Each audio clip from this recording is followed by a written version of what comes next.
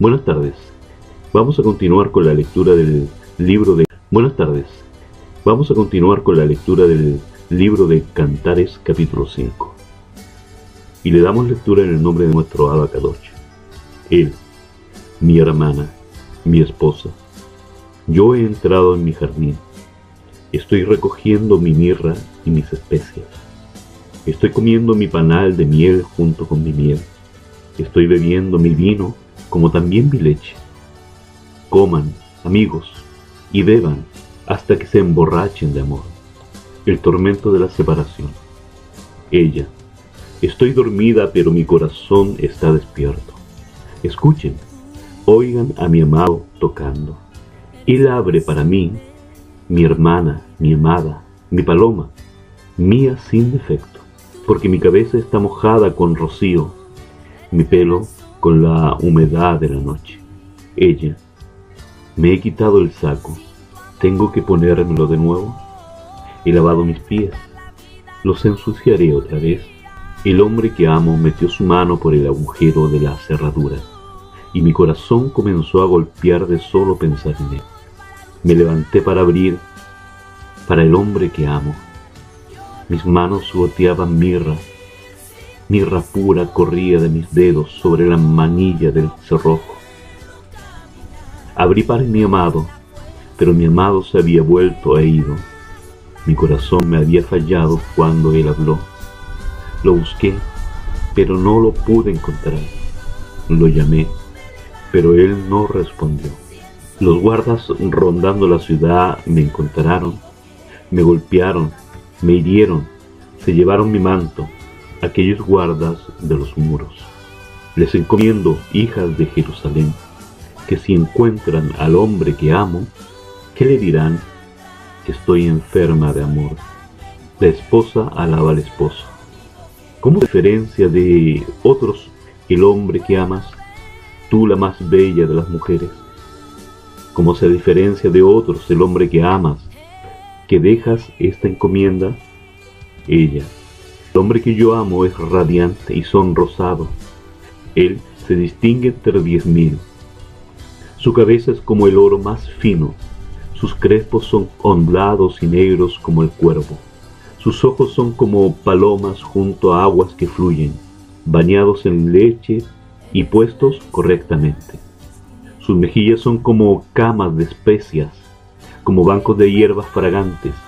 Sus labios son como lirios que destilan mirra dulce. Sus brazos son cetros de oro incrustado con berilio. Su cuerpo, marfil pulido, adornado con zafiros. Sus piernas son como columnas de mármol asentadas en bases de oro fino. Sus mismas palabras son dulzura. Todo él es deseable.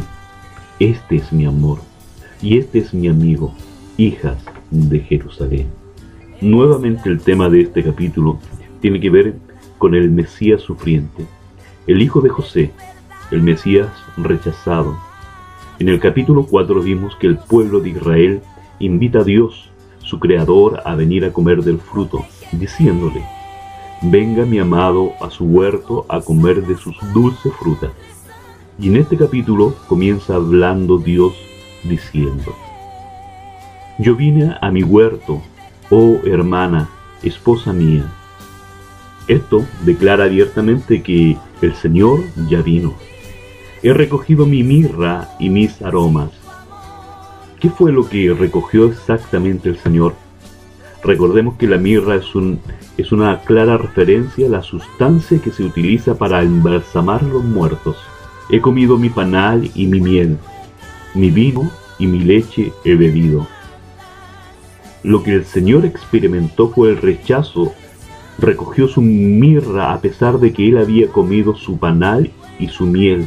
Esto quiere decir que llegó lleno de alimento de miel, que es la palabra de Dios. En el Evangelio de Lucas hay una referencia a Yahshua cuando entra en una sinagoga y dice las preciosas palabras del profeta Isaías: el Espíritu de Dios está sobre mí. Hablando del Espíritu de Dios, él venía cargado de miel que representa la palabra. Cada vez que Yahshua hablaba, la gente se admiraba de su doctrina. era cautivada por su compasión. Los mismos líderes de su pueblo se admiraban de su sabiduría. Los labios de Yahshua destilaban miel. El vino tiene que ver con el Espíritu Santo. La leche tiene que ver con la palabra de Dios. Pero dada a los pequeñitos, la palabra de Dios aplicada de una manera tan sencilla, esta fue la invitación de Él. Comed, amigos, bebed en abundancia, oh amados. Yahshua dijo: venid a mí todos los que estáis cargados y trabajados, y yo os haré descansar. También hay una referencia por medio del profeta Isaías cuando dijo: todos los sedientos venid a las aguas, y los que no tienen dinero, venid, comprad y comed sin dinero y sin precio, vino y leche. Esto es espíritu y palabra de Dios. Lo que dijo el Señor fue que a quien esté sediento, Él iba a dar su espíritu de vida y de su palabra sin medida. Así que Israel hizo una invitación a su Redentor y vino, pero dice que recogió mirra. Veamos cuál es la respuesta de Israel ante esta realidad. Yo dormía, pero mi corazón velaba. En otras palabras, estaba deseoso, pero estaba dormido.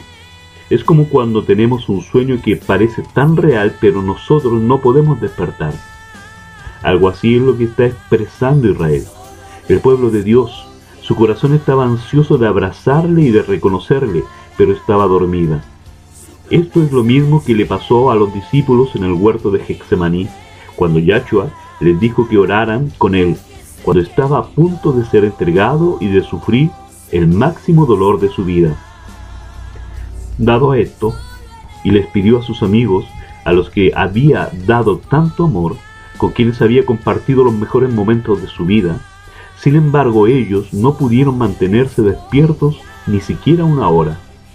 Yahshua les dijo: a la verdad, el espíritu está dispuesto, pero la carne es débil. Ellos querían, pero su carne era débil. Hay otra referencia también muy hermosa en el camino de Emaús, cuando después de 3 días de la muerte de Yahshua, había 2 de los discípulos que se encontraron con Yahshua, y no se dieron cuenta que era él, y les preguntó de qué iban hablando en el camino. Ellos le respondieron: ¿que no estás enterado? ¿De dónde eres tú?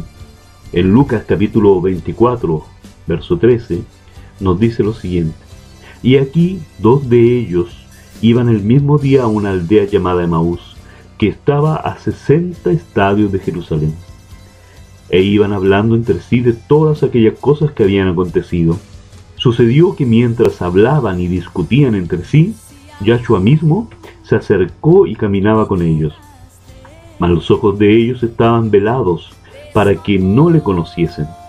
Y les dijo: ¿qué pláticas son estas que tenéis entre vosotros mientras camináis? ¿Y por qué estáis tristes? Respondiendo uno de ellos, que se llamaba Cleofas, le dijo: ¿eres tú el único forastero en Jerusalén que no ha sabido las cosas que en ella han acontecido en estos días? Entonces él les dijo: ¿qué cosas? Y ellos les dijeron: de Yahshua Nazareno, que fue varón profeta, poderoso en obra y en palabra delante de Dios y de todo el pueblo. Y cuando le entregaron los principales sacerdotes y nuestros gobernantes a sentencia de muerte, y le crucificaron. Pero nosotros esperábamos que él era el que había de redimir a Israel. Y ahora, además de todo esto, es el 3er día desde que esto aconteció. Aunque también nos han asombrado unas mujeres de entre nosotros, las que antes del día fueron al sepulcro. Y como no hallaron su cuerpo, vinieron diciendo que también habían visto visión de ángeles, quienes dijeron que él vive.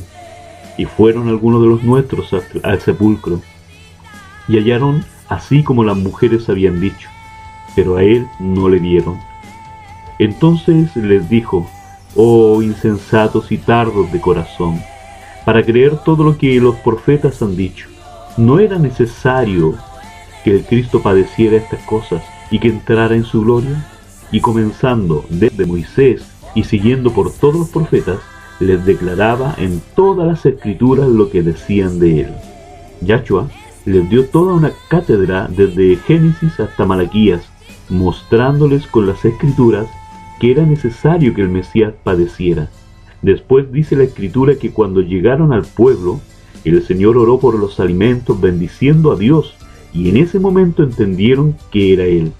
Y de repente desapareció de su vista, y estos hombres dijeron: ¿no ardía nuestro corazón en nosotros mientras nos hablaba en el camino y cuando nos abría las Escrituras?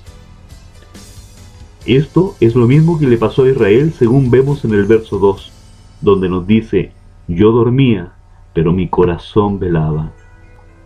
Es la voz de mi amado que llama: ábreme, hermana mía, amiga mía, paloma mía, perfecta mía.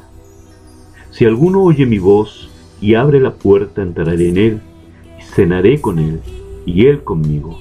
Es la misma súplica que está diciendo el Mesías de Israel, el Salvador del mundo, donde quiera que te encuentres este día. Porque mi cabeza está llena de rocío, mis cabellos de las gotas de la noche. Es la misma súplica de Yahshua en la noche en que se manifestaron las peores tinieblas. Hubo un momento en que después de la Pascua comenzó a angustiarse hasta la muerte y le dijo a sus discípulos que oraran. Era tal la angustia que dice la Escritura que su sudor era como gotas de sangre. Esto fue literal, ya que existe un fenómeno médico que se manifiesta cuando los vasos que están en la piel se rompen por un momento de mucha preocupación y presión, porque obviamente Yahshua estaba preocupado por lo que sabía que le esperaba y lo cruel que era una crucifixión, no solo porque iba a ser clavado en una cruz, sino por todo el sufrimiento emocional que implica ser separado de su Padre. En ese momento de angustia hasta la muerte es cuando le suplicó a sus amigos que oraran con él. Yahshua tenía el poder para evitar el arresto, pero en ese momento reinaban las tinieblas y él estaba listo para someterse al peor castigo que un ser humano pueda recibir: el castigo de la cruz. Esta es la respuesta que le da a su pueblo en medio de la angustia. Me he desnudado de mi ropa. ¿Cómo me he de vestir? He lavado mis pies. ¿Cómo los he de ensuciar? En aquella época el piso era de tierra, la gente calzaba sandalias y era costumbre que antes de irse a dormir se lavaban los pies y se iban a dormir, de modo que pararse nuevamente implicaba volverse a ensuciar los pies. Entonces aquí vemos que el amado se está mojando y le pide por favor que le abra la puerta, y ella, Israel, le dice que ya se quitó la ropa y que ya se ha lavado los pies y que no se quería volver a vestir y no se quería volver a ensuciar. Yahshua, en el momento en que le está lavando los pies a sus discípulos, Pedro le dijo que no le lavaría los pies jamás, manifestando una actitud de orgullo. Pero Yahshua le respondió que si no lo hacía, no tendría parte con él. En otras palabras, le dijo que si no confiaba en la limpieza que solamente Yahshua podría proveerle, no podría tener parte con él. Pensar que uno puede ser limpio por sus propios méritos tiene que ver con una actitud de orgullo.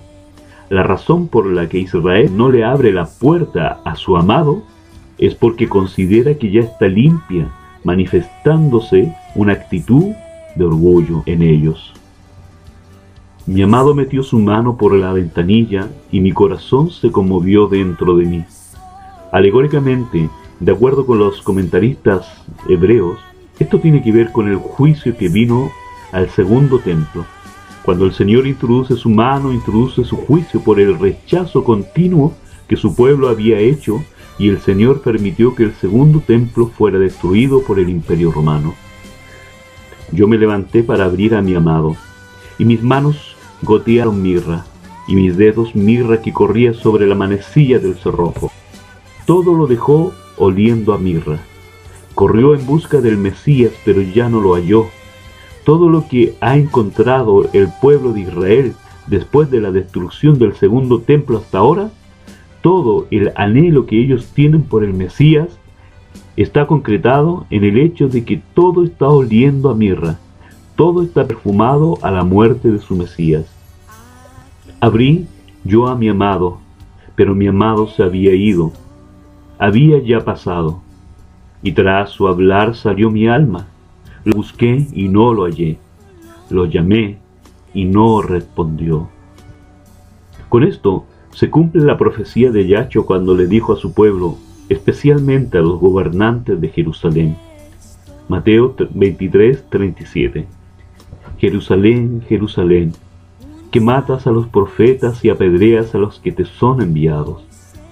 ¿Cuántas veces quise juntar a tus hijos, como la gallina junta sus polluelos debajo de sus alas, y no quisiste? Y aquí vuestra casa os es dejada desierta, porque os digo que desde ahora no me veréis, hasta que digáis, bendito el que viene en el nombre del Señor.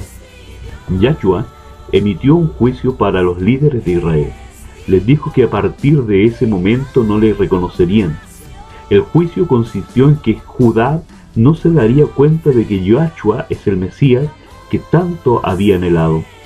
No se darían cuenta de que Yahshua vino a redimirlos como pueblo, y ese juicio durará hasta que digan, bendito el que viene en el nombre del Señor.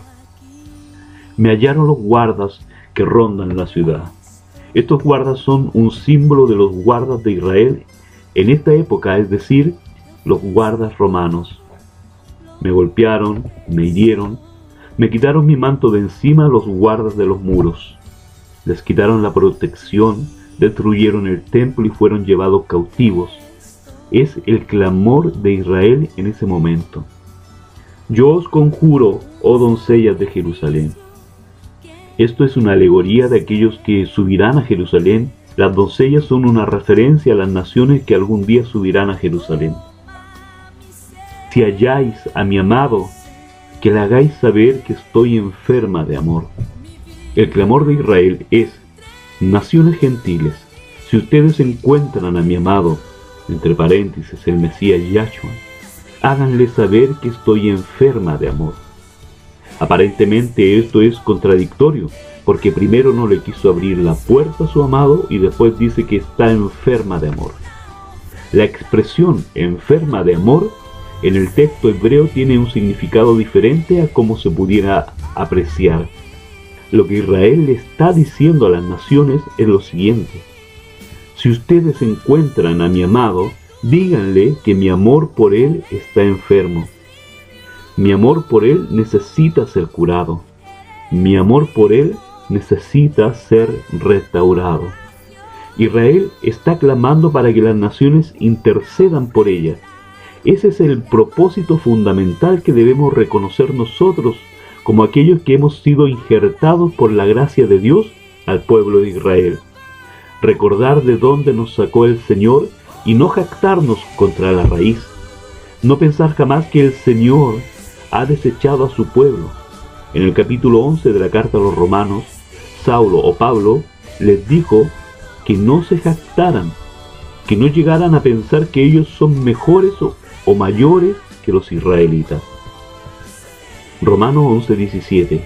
Pues, si alguno de las ramas fueron despojadas, y tú, siendo olivo silvestre, has sido injertado en lugar de ellas, y has sido hecho participante de la raíz y de la rica savia del olivo, no te jactes contra las ramas, y si te jactas, sabe que no sustentas tú a la raíz, sino la raíz a ti, pues las ramas, dirás, fueron desgajadas para que yo fuese injertado. Bien, por su incredulidad fueron desgajadas, pero tú por la fe estás en pie. No te ensoberbezcas, sino teme, porque si Dios no perdonó a las ramas naturales, a ti tampoco te perdonará. Nuestra actitud hacia el pueblo judío debe ser una actitud de oración por ellos, de compasión y de gratitud, porque gracias a su amor enfermo vino la salvación para todos nosotros.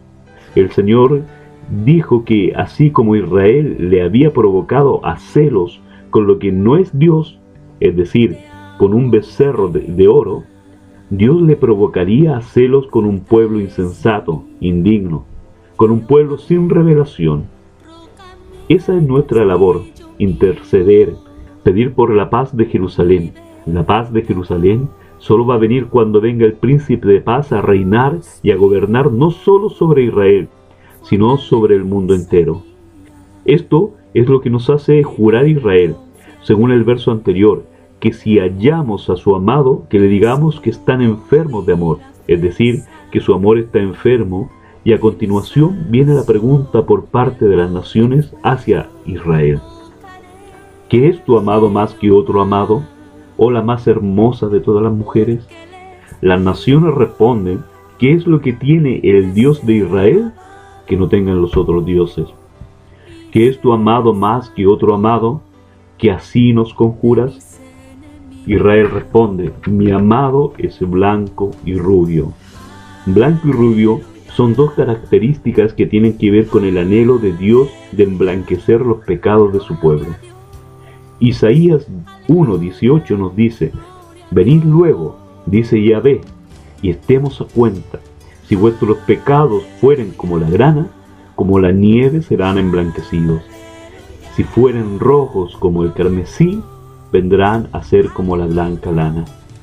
Esta es la característica que distingue a Dios por encima de los dioses y de los ídolos de las naciones, porque los ídolos de las naciones se caracterizan por ser crueles y vengativos, todos los dioses de la mitología pagana, pero sin embargo, el Dios de Israel está ansioso por perdonar, por tener compasión y por amar. Señalado entre 10.000. 10.000 tiene que ver con multitudes de ángeles. Su cabeza como oro finísimo, sus cabellos crespos, negros como el cuervo. Esta expresión son referencias al principio, de donde surgen todas las cosas. En el principio era el verbo, y el verbo era con Dios, y el verbo era Dios. Todo esto tiene que ver con todo el fruto de su palabra.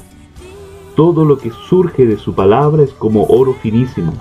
En estas palabras, que son negros como el cuervo, están escondidos todos los tesoros de la sabiduría y el conocimiento. Sus ojos como palomas junto a los arroyos de las aguas, que se lavan con leche y a la perfección colocados. Esto quiere decir que Dios está mirando todo el tiempo entre las naciones, anhelando dar esa leche espiritual, no adulterada. Él está buscando de entre todas las naciones quien tiene un corazón humilde. En Isaías 66, verso 2, mi mano hizo todas estas cosas, y así todas estas cosas fueron, dice Jehová. Pero miraré a aquel que es pobre y humilde de espíritu, y que tiembla a mi palabra. Otra gran diferencia entre el Dios de Israel y los dioses de los pueblos paganos es la revelación de Dios a través de las Escrituras. Todas las religiones se basan su fe en un conjunto de mitos plasmados en libros. Son leyendas que ni siquiera se pueden corroborar. Sin embargo, la Escritura está corroborada no solo por miles y millones de personas que han sido cambiadas radicalmente en sus vidas, sino que la misma historia corrobora lo que la palabra de Dios dice, ya que ella es fiel y verdadera. Sus mejillas, una era de especias aromáticas, como fragantes flores.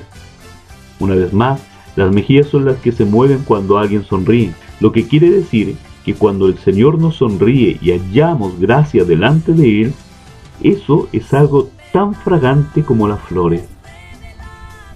Sus labios como lirios que destilan mirra fragante. De sus labios destila la bendición, se destila su palabra. Sus manos como anillos de oro engastado de jacintos, su cuerpo como claro marfil cubierto de zafiro. Sus manos podría ser una referencia clara a las tablas de los mandamientos. El cuerpo podría referirse a la parte más íntima, la parte central de lo que es Dios y su palabra, las entrañas mismas de la Torá. La parte central es el libro de Levítico. En este libro se encuentran las enseñanzas de los mandamientos. La parte central del libro de Levítico son los sacrificios, la manera en que Dios justifica a su pueblo, no por obras, sino por gracia, por medio del derramamiento de la sangre de los inocentes. Sus piernas como columnas de mármol fundadas sobre basas de oro fino. Su aspecto como el Líbano, escogido como los cedros. Al referirse a sus piernas, nos habla de las dos columnas que sostienen toda la fe en Dios y que tiene que ver con la pregunta que le hicieron a Yahshua. ¿Cuál es el mandamiento más importante de toda la ley? Lo más importante de toda la revelación divina dada a la humanidad. Yahshua contestó: escucha, Israel, el Señor nuestro Dios, el Señor uno es. Y amarás al Señor tu Dios con toda tu mente, con toda tu alma y con todas tus fuerzas. Y el segundo es semejante al primero: amarás a tu prójimo como a ti mismo. Esto, queridos amigos, es la ley y los profetas. Toda la columna de la fe se concreta en estos dos mandamientos. Si mantenemos esto con firmeza, entonces tendremos como columnas de mármol fundadas sobre basas de oro fino nuestra fe. El Líbano es una referencia al templo. Su paladar dulcísimo y todo él codiciable. El paladar de Dios, lo que surge de la boca de Dios, es dulce como la miel. Tal es mi amado, tal es mi amigo, oh doncellas de Jerusalén. Esta es la descripción que hace el pueblo de su Dios, haciendo notable la diferencia entre el Dios de Israel y los dioses de las naciones paganas. La revelación más hermosa que expresa al final de este capítulo es que no solo somos sus siervos, sus súbditos, no solo le vemos a distancia como un Dios lejano, sino que le podemos ver como a un amado, como a un amigo. Yahshua les dijo a sus discípulos: ya no les llamaré más siervos, porque el siervo no conoce el corazón de su amo, mas les he llamado amigos, porque todo lo que he recibido del Padre se los he dado a conocer. Esa revelación que podemos tener de un Dios tan santo y sublime, que es capaz de hacerse como un niño y de poder tener intimidad con nosotros y llamarnos sus amigos a través del amor de su Hijo, el Mesías de Israel. Bendito sea el Señor por esta hermosa revelación. Shalom Aleichem. Que nuestro Abba Kadosh, por intermedio de su Ruach Kadosh, llene con plenura de su espíritu nuestros corazones.